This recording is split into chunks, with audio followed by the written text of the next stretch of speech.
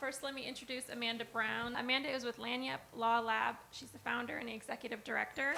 She's the co-chair of the Louisiana Access to Justice Commission on Technology Subcommittee and a member of the Legal Services Corporation's Emerging Leaders Council.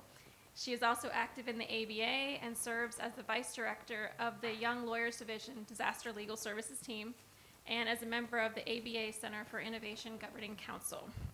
Most recently, Amanda was the legal technology consultant for the Louisiana Bar Foundation and its statewide triage portal and the Louisiana Civil Legal Navigator. Prior to that, she served as the inaugural Microsoft Next Gen Fellow for the American Bar Association's Center for Innovation and was a disaster recovery attorney at the Southeast Louisiana Legal Services. And she's a graduate of Loyola University of New Orleans College of Law. And it's ironic that we're having technical issues. That must be frustrating. And next we have Hannah Dial. Hannah has received her law degree from the University of Texas School of Law in 2017. Hannah is currently a staff attorney with the Texas Rio Grande Legal Aid. She focuses on wills and estates and disaster recovery. While at Texas Rio Grande Legal Aid, Hannah completed a fellowship as part of her inaugural Equal Justice Works Disaster Recovery Legal Corps from 2018 to 2020, and a second fellowship with the Equal Justice Works Disaster Recovery Program in 2020 to 2021. So Hannah also serves as a member of the American Bar Association Young Lawyers Division Disaster Legal Services team from 2019 to 2020, and works with the Disaster Response Organization nationwide.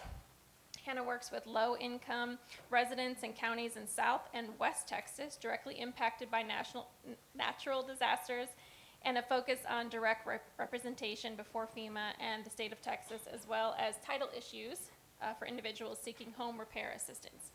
Hannah also works to build coalitions by partnering with the coastal Bend area groups involved in disaster work and large-scale advocacy efforts. And in the middle, we have Linda Stanley. Linda Anderson Stanley is a senior program manager for Equal Justice Works, where she leads the Disaster Resiliency Program. Linda joins Equal Justice Works from Bay Area Legal Services in Tampa, where she was a staff attorney. In that position, Linda represented individuals with limited access to legal services with their civil legal needs. She focused primarily on disaster relief, such as FEMA appeals and insurance claims, housing law, consumer law, and some veterans issues. In her capacity as a staff attorney at Bay Area Legal Services, Linda was awarded the Hillsborough County Outstanding Young Lawyer of the Year Award in 2018. Prior to joining Bay Area Legal Services, Linda was the supervising attorney for the John Marshall Law School Pro Bono Clinic in Chicago, where she supervised and trains law students representing clients in pro bono matters, and she litigated housing issues in this capacity. Linda serves as the director of the ABA Young Lawyers Division Disaster Legal Services Program and the Young Lawyers Division liaison to the ABA Standing Committee on Disaster Relief and Preparedness for the 2019-2020 year. Linda received her undergraduate degree in psychology from the University of Illinois, her JD from John Marshall Law School in Chicago, and she's licensed to practice in Florida, Illinois, and holds court admissions to the U.S. District Court of the Northern District of Illinois and the U.S. Middle District of Florida. So please join me in welcoming all three as we get started on our disaster legal services session. This session maybe should have been titled Disaster Legal Issues. We are going to take you through a case scenario, which I think is a really good way to kind of kick off the conference. We're going to kind of go through some scenarios and issues spot and brainstorm what might potentially be some legal issues that disaster survivors face. So anyone who's new to disaster response and recovery, this is great for you. And anyone who has been doing this for a while, also great. And hope to get some ideas from you all as well. We're going to start out with Hannah giving us a little intro on the importance of the work that you all do and where lawyers fit into this before we look into our scenario. The first thing that I was going to discuss is kind of the cycle of disaster recovery. You have probably seen this cycle, and essentially, you know, in the disaster space, we think of disaster as, instead of kind of a one-way process, you are kind of constantly in this cyclical wave of recovery. You are either in an immediate response, or you are in mid-long-term recovery, or you are in prevention, or you are in preparedness. So I think every single county in the country should be prepared for or be preparing for a disaster at all times, because you never know when something is going to hit your area. I'm from Texas, so we had the winter storm that Leslie mentioned in the last session. We were not really prepared for that in the sense that no one thinks, there's our slide. No one thinks that a winter storm is going to be impacting Texas, but it did happen, and it did cause damage. So everyone should be prepared for all events, in my opinion. Maybe, Kansas doesn't need to be prepared for hurricane, but you should be prepared for something. So I think even the counties and the places that don't anticipate being hit by disasters often should be preparing at all times. And then you'll be in various stages of the cycle after a disaster hits. So the next slide, this is the slide that Leslie mentioned we're all going to be seeing over and over again. I'm not going to go over this in detail. I'm just going to talk in the next couple slides about some of the primary legal issues we see, and you guys have probably seen as well. So next slide. So in the short term, what we see on the ground as legal aid attorneys, the vast majority of the legal needs we see from individuals are FEMA appeals, landlord-tenant issues, SBA appeals, which is the Small Business Administration, document replacement, and unemployment type issues.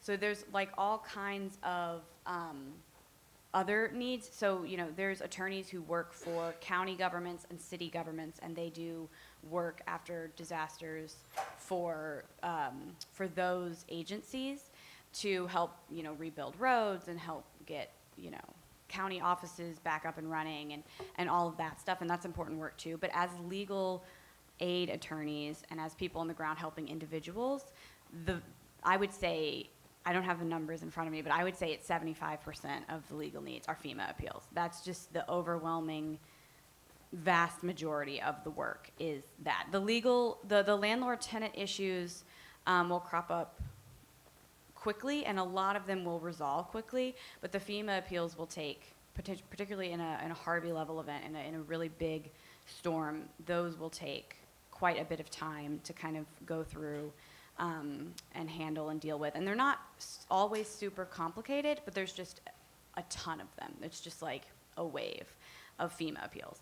And then you will see the landlord-tenant issues of people, kind of like Leslie mentioned in the last session, of people who don't know if they have to pay their rent, don't know how to make their landlord force repairs.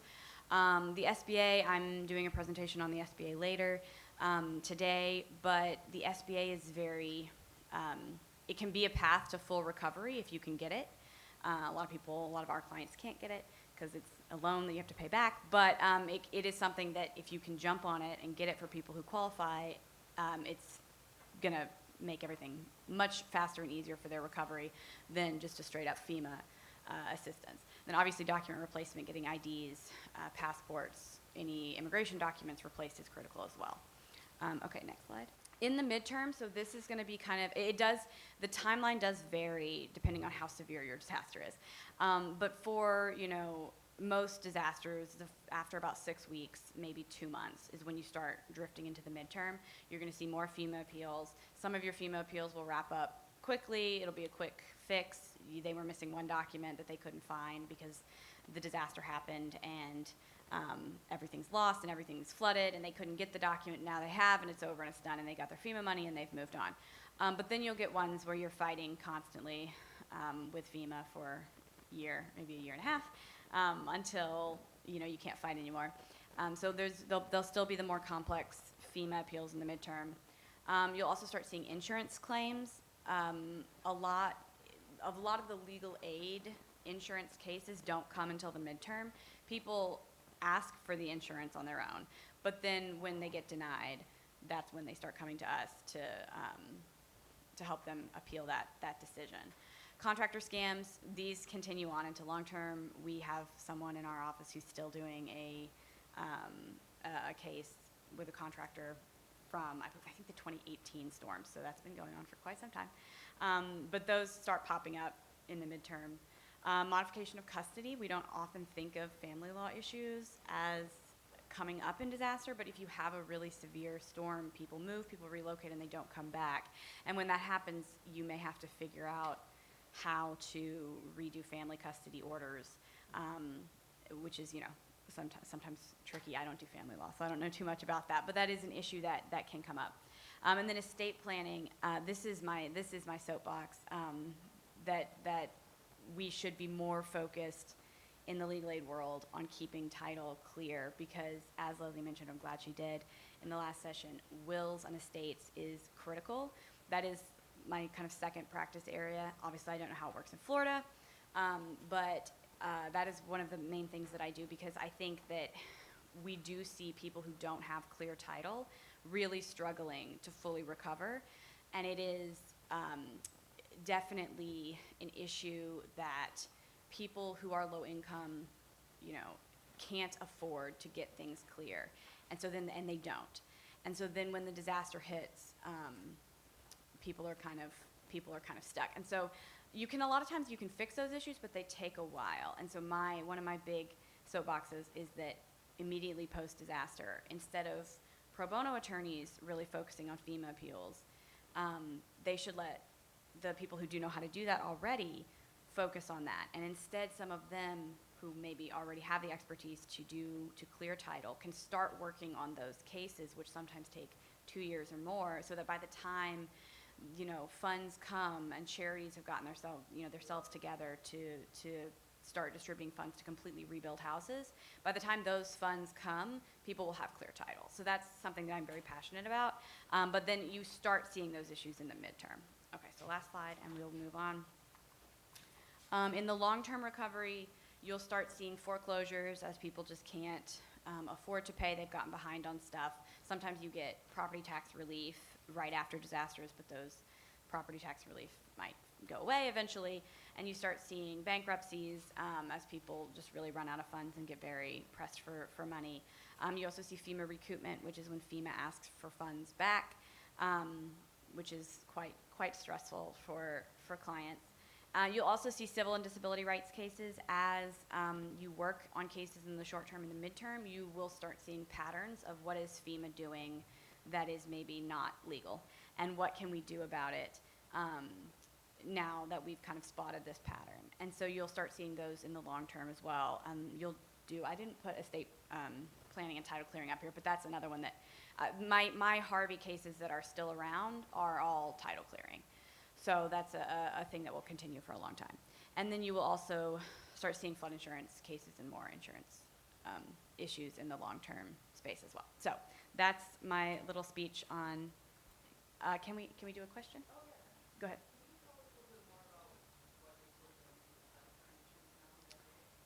Yeah, so I have a couple that have recently wrapped up, and one or two that are still going, and they're basically just messy. They're messy wills probate cases. The individuals that I'm doing title clearing for are likely not going to get any assistance at this point, because most of it's gone.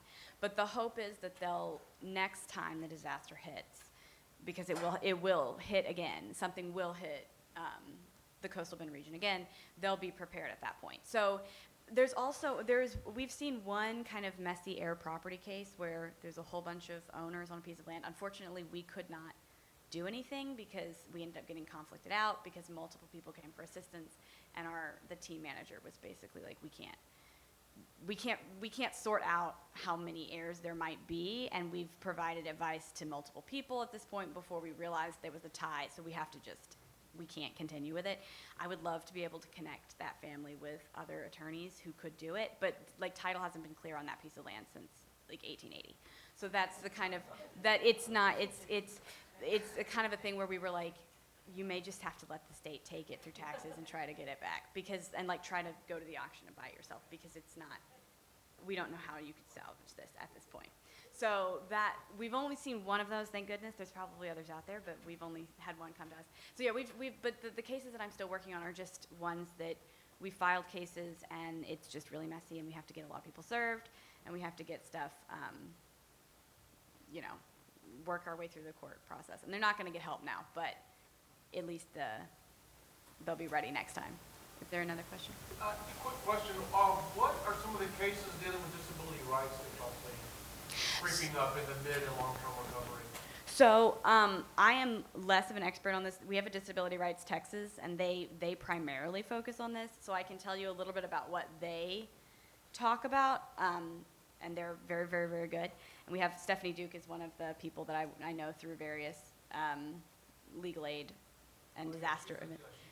And she's amazing. So let me, exactly. So I'm just going to tell you kind of what Stephanie works on. She could say it much better than I could. But I know that one of the issues with disability rights has to do with, I know Stephanie talks a lot about mold, and that FEMA generally takes the stance that they don't take care of mold damage. But for people with certain disabilities, that can be a huge problem because that mold makes them sick at rates higher than it would make people without disability sick. And so I know that's one of the things that they talk about a lot. And I know there is, I think, some difficulties with getting people with disabilities. FEMA does not want to all the time pay for extra repairs that people with disabilities may need. So in other words, the standard for what makes a home livable, which is what FEMA uses, is likely different depending on if you are able-bodied or if you are not. And so FEMA doesn't love to have that conversation. I think there is some progress. Some of the updates to some of FEMA's policies have indicated that they're willing to provide more assistance to people with disabilities and for example, they're willing to make, in theory, modifications to homes for somebody who's become disabled because of the disaster. I have not in practice, that development is new. I don't know how that will play out yet. But yeah, so that's a light overview of some of the issues for people with disabilities. Again, that's not my area of expertise. Oh, Linda can talk. A couple more things I know Stephanie in particular works on is ensuring that folks with disabilities get reasonable accommodations in applying for FEMA and in the FEMA inspections themselves. And she does a lot of work in preparedness and blue sky times and making sure that the way that we get information about disasters and emergency management folks and getting, just alerts that a disaster is coming and how to evacuate, making sure all that information is accessible and that folks with many different types of disabilities can access the information the same that folks who are able-bodied can. And also ensuring that the services that are provided during a disaster, like shelters and means for evacuation, that those are all equitably accessible as well. Who here is not directly associated with like a legal organization? Are there other emergency managers? Okay, this is great. So what we want to do, as they noted, this is going to be really interactive for us. We have some hypos here, and we're going to do some issue spotting. We'll start with a short warm-up, and we would encourage y'all to get in groups, maybe facing, the chair, the row behind you, to talk through what are really common scenarios for people after disasters. You'll note that most of these individuals have multiple issues that are layered on top of each other, and these are truly representative of kind of what disaster survivors go through in the wake of major disasters. So as she's passing those out, we are, like I said, we'll just do a hypo for, I think it's Maureen, or I can't remember the first person's name. Paula. Okay, Maureen is the last one if we can get to that. So we'll start there. This will just be a quick kind of 10-minute exercise. So we'll start the clock. Just give y'all 5 to 10 minutes to read over the hypo, talk it with some folks in your area, and start identifying legal issues that these people have. And especially for those that aren't directly in the legal world, we also want to learn from you and hear about what your perception of this case is and what you might do. So I'll stop talking now and we'll start the clock.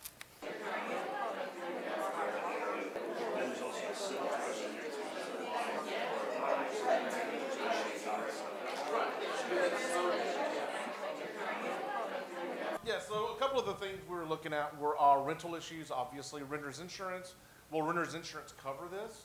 Or if the fire was somehow spread by negligence of the apartment complex, did they not do proper wildfire mitigation plans that, if you live in the Panhandle, you've already seen wildfire mitigation plans and how to protect your home before and during a wildfire.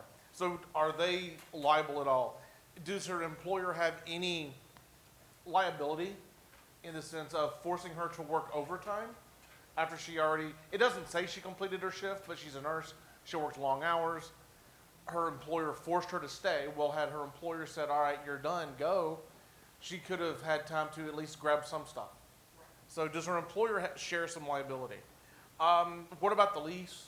Does she pay her rent? If it is it's an apartment complex, so is there, if there's a lease involved, what's the apartment's responsibility? And hey, you have nowhere to live, don't worry about it, or no, we still need your money. And we're gonna need this month's rent and next month's rent for a place that's unlivable, but we still need the money. That kind of thing. It's kind of the questions we had. As we do know, in Florida, they do have to pay their rent, right? Especially, even if it's unlivable, just the way that it is, you have to pay your rent. But there are, of course, some remedies available to renters, and the landlord can't just throw them out without going through the court process, without giving proper notice. But there is the casualty damage clause in Florida Chapter 83.63, which would allow a renter to go ahead and terminate their lease if the entire apartment is damaged, or if a portion of the apartment is damaged. They can prorate the rent and pay just for the portion that is habitable. But I think Leslie touched on this a bit this morning, that there's not any real hard and fast case law to support this, and what is enough substantial damage to terminate the lease, what is enough to prorate, that kind of thing. So of course this would probably all end up in court. But there are some protections, but otherwise, yeah, she probably does have to pay her rent. And if renter's insurance isn't going to cover, or she doesn't have renter's insurance, there is a potential, if we do get a major disaster declaration, for her to get some personal property assistance through FEMA. But landlord's not going to get any assistance to put, for the actual property itself. She's not going to get assistance to rebuild her apartment, and landlord's not going to get that either. So it's going to be on landlord to rebuild the apartment, and as a lot of us have seen, might end up putting her out on the street because they're not going to make those repairs. But good job on the first one. Just like I didn't know.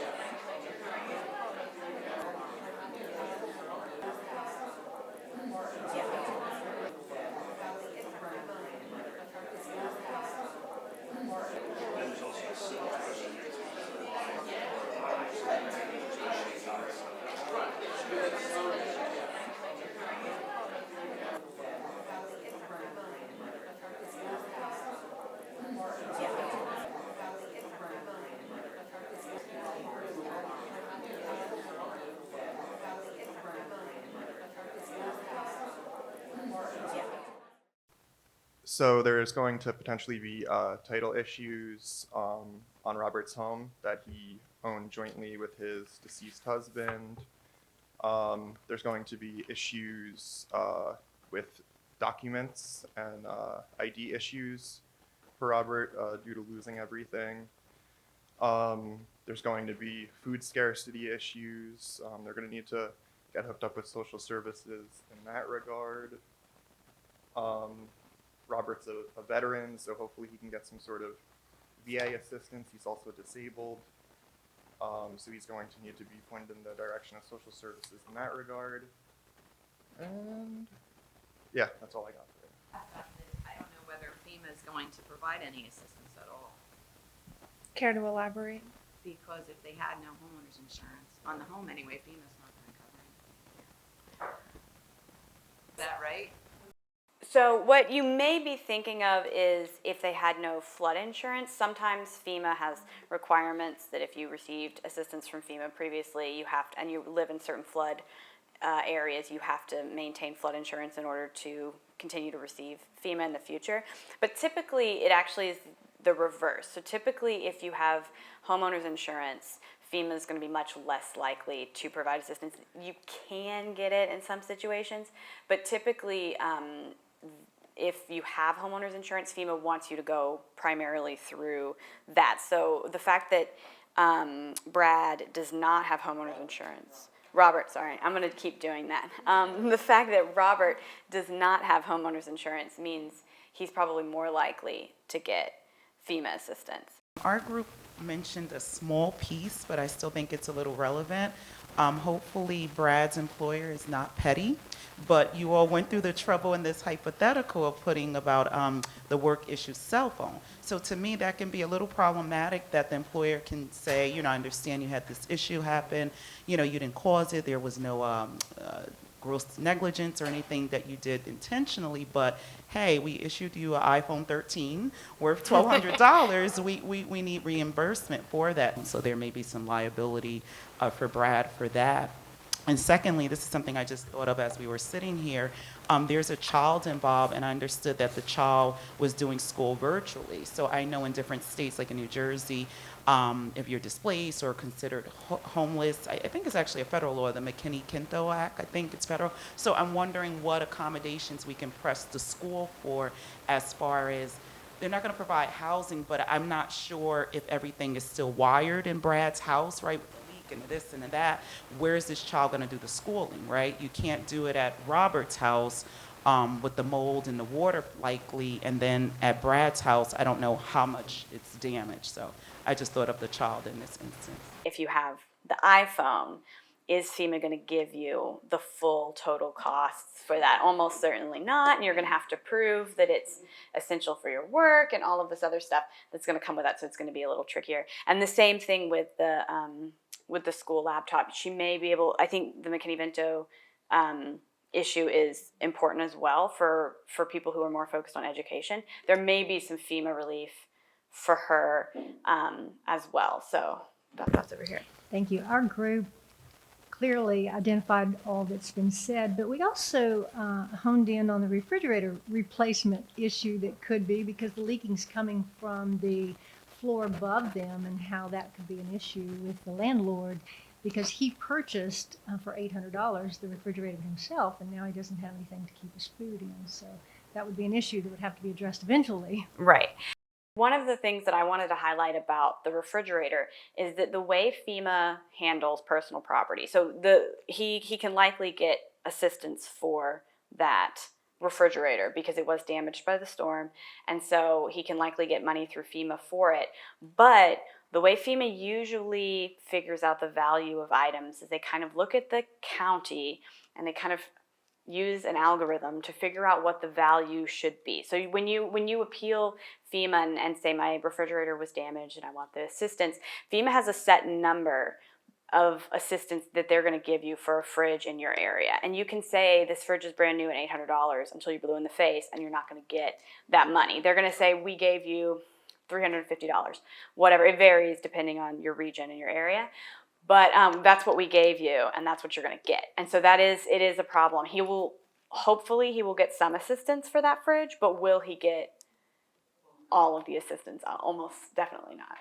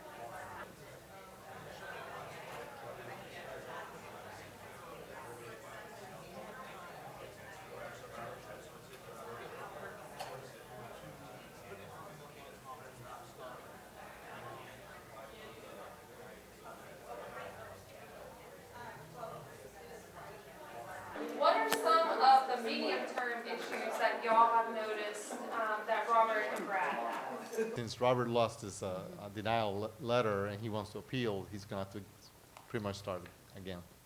So one of the first things you're going to want to do when you get a client is file immediately so that you can get all that correspondence, like the letter, so we'll know when his appeal date is approaching.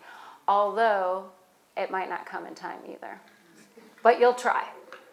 Now that everything's online and they said they applied online, how much of that is accessible online? Is there a way to get some of that?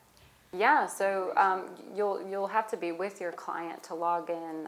It's not something that they can just give you your login and you can easily access because they're going to send, a code that you have to enter and all of that for verification. But as long as your client said that they wanted to be corresponded with online or via email, it should all be in there for you to be able to check out too. So definitely, if your client has the means and accessibility is not an issue for them to get FEMA correspondence virtually, definitely have them use the app. It's a really good way to have everything in front of you.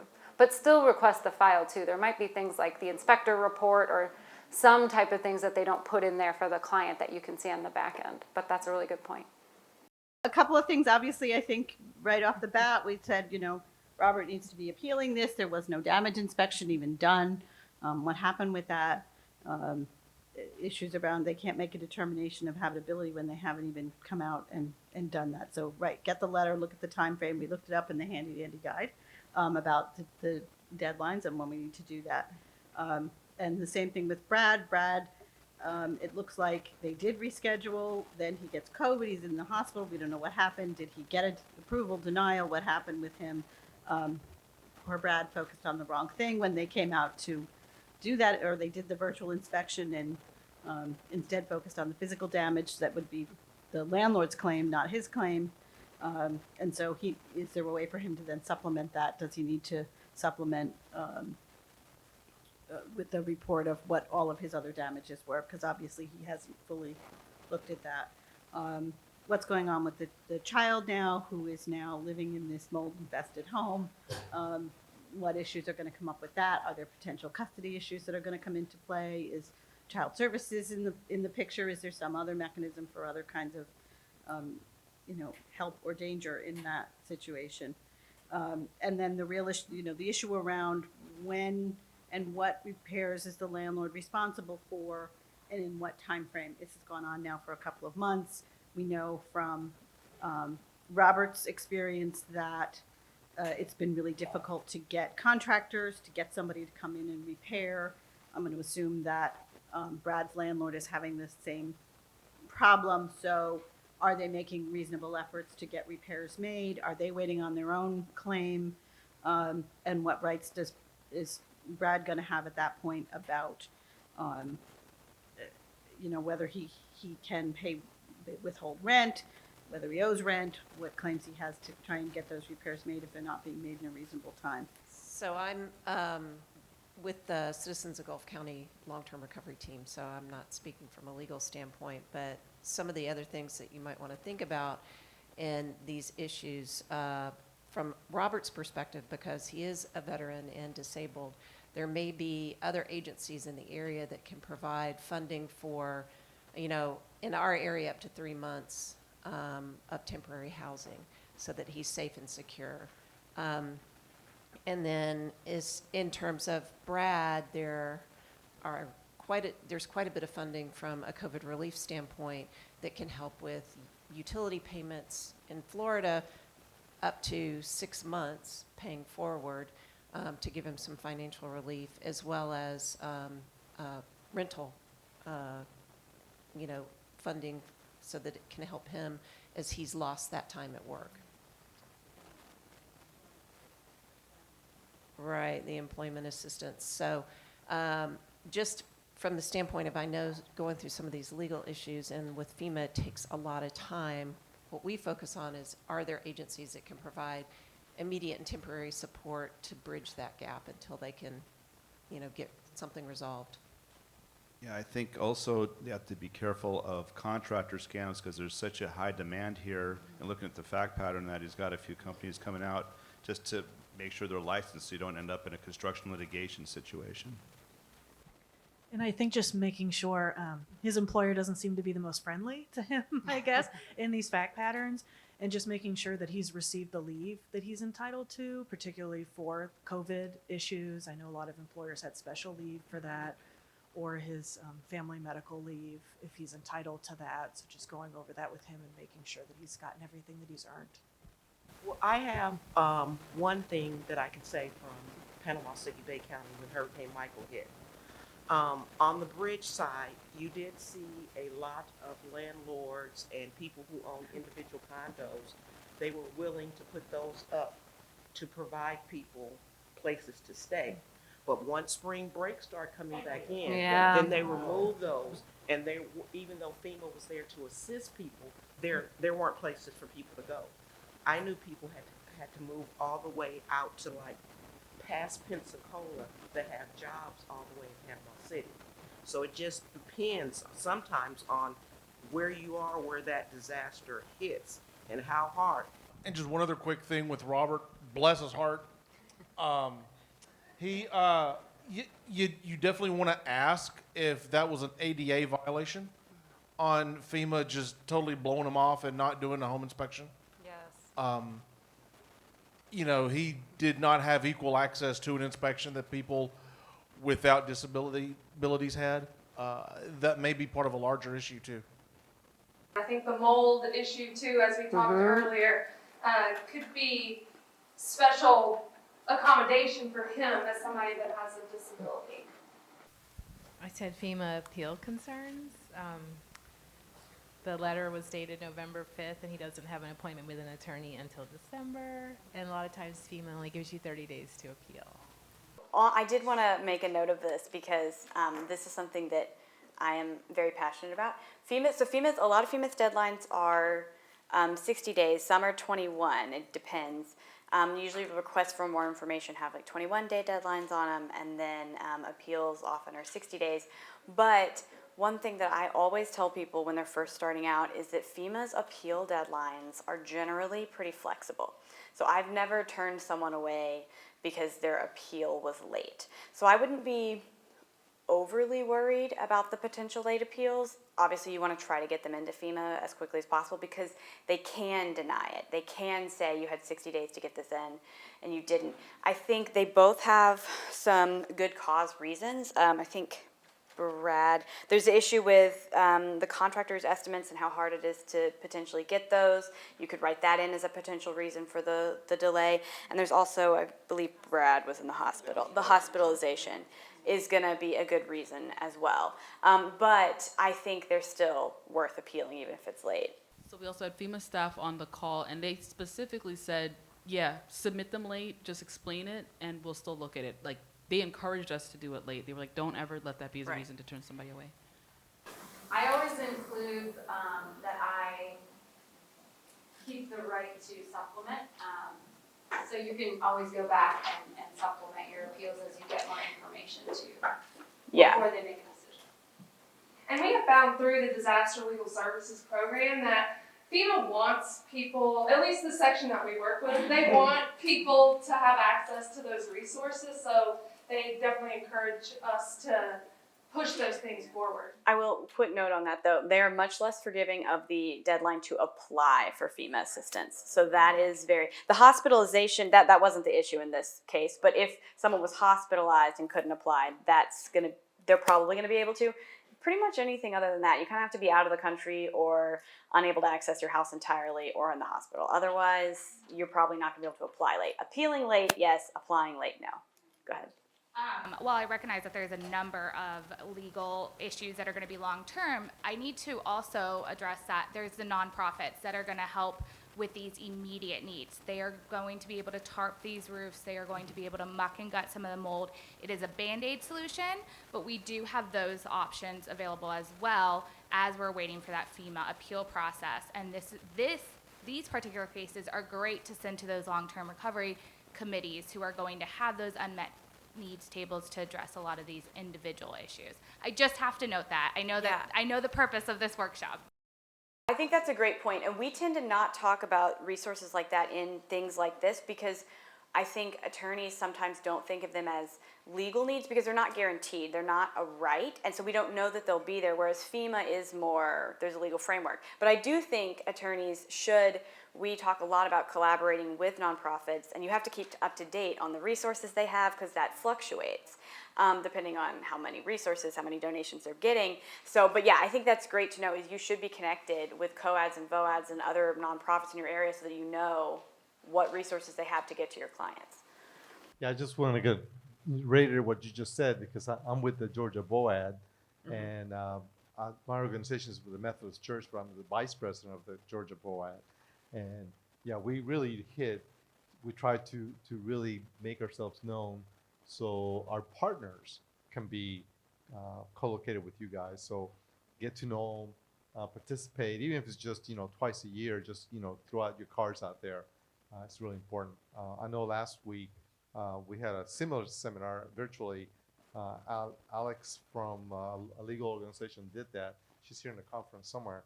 And it was really good to hear the legal side of the house as a non-legal person. So. He also might want to consider a Chapter 7 bankruptcy for his medical bills. He's already under a lot of stress, so doing a quick Chapter 7 would really wipe that out and help him maybe move forward from this. Yeah, the bankruptcies are definitely things that we do look at in the event of a disaster, if that was something that would be beneficial to the client. Does FEMA provide help for mental problems, mental issues? There is a crisis counseling that does get activated, and it's more of a short term. I don't know exactly how long it lasts usually, but it is beneficial, particularly in major disasters. I've had clients go to them, and they'll set up in counties and like in the library and stuff, and people will come by, and then a lot of the times disaster case managers can connect clients with crisis counseling. So yes, there is some mental health stuff for people after disasters. And They have DRC, so I'm sorry, go ahead. Let's say the American Red Cross has a disaster psychological first aid program where they have people come out to the survivors. And then again, this is where your VOADs come into Yeah. play again, because we do have an entire emotional and spiritual care committee and working groups that is what they provide, so. I also just wanted to touch a little bit about our National Disaster Attorney Guidebook, which is a new ebook from Equal Justice Works and the ABA Young Lawyers Division Disaster Legal Services Program. This was really created for pro bono attorneys and for legal aid attorneys to give an overview of disaster, federal disaster assistance and resources and best practices. So it's going to touch on just like the disaster cycle in general, how we get a major disaster declaration. It's going to talk about FEMA. It's going to talk about SBA, about immigration specific needs, about working with law schools, working together, collaboration, all that kind of good stuff. And then there's a state specific section. So it'll give you a link to Florida's disaster attorney guidebook specifically. So if you want to look up the landlord tenant issues, the real state specific things, you'll have the link to that all kind of in one place. Or if you need to send someone to another state, you can look up their state resource as well. So you can find that either on the Equal Justice Works website to download the ebook, but it's also included in our files today for this session and in Kathy's session this morning. So please take a look at that. And we're also doing a webinar on March 30th to go over the guidebook and really introduce it and how you can use it if anyone is interested in that. So thank you again for joining us and for being so collaborative. I think this is a really great opportunity to meet all the people doing all the different types of work, the VOADs, the COADs, the social services organizations, and also the legal aid. I think it's really important for us to all know and work together. So thank you so much. Over to you, Jennifer.